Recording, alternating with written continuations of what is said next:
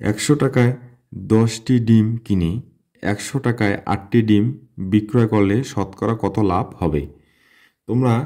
আমি এখানে অঙ্কটা কিন্তু একটা বিপরীত টেকনিকে করব। যদি এই রকম অঙ্ক হয়ে থাকে তাহলে তোমরা সব অঙ্ক এই টেকনিকে করবা, ঠিক আছে? দেখো, যখন টাকার সংখ্যাটা সমান হবে তখন আমরা এই যে যখন আর একটা খেয়াল করতে হবে, টাকার সংখ্যা সমান প্লাস এখানে যখন লেখা থাকবে লাভ হয় মানে কি? তাহলে আমাদের ছোটোটা ধরবো, এটা ধরবো, এই ছোটোটিটা ধরবো, যদি লাভ হয় লেখা থাকে ছোটোটিটা ধরবো ক্রয় মূল্য, আর এটা ধরবো বিক্রয় মূল্য। এটা ধরবো কি? ক্রয় মূল্য, এটা ধরবো বিক্রয় মূল্য।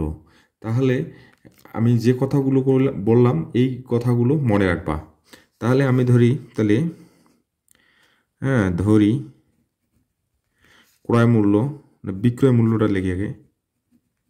বিক্রয় মূল্য কত? 10 টাকা। ক্রয় মূল্য সে কত? 8 টাকা। তার মানে লাভ হয় কত? 2 টাকা। এখন তোমরা খেয়াল করো যে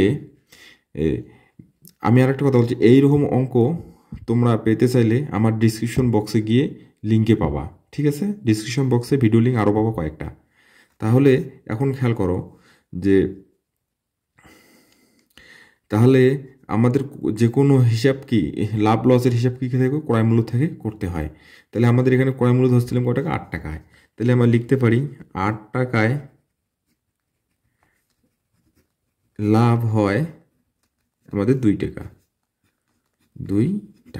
অতএব 1 টাকায় লাভ হবে কম হলে ভাগ।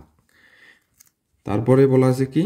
100 টাকা শতকরা 100 টাকায় লাভ হবে বেশি, 2 গুণন 100 নিচে 8, এটা কেটে দিব, নিচে হবে 4 দিয়ে হবে 25, ঠিক আছে? অতএব 4 গুণন 25, আচ্ছা 25 টাকা। এখন উত্তর যদি পার্সেন্টেজে দেওয়া থাকে তাহলে উত্তরের সময় লিখবো আমরা উত্তর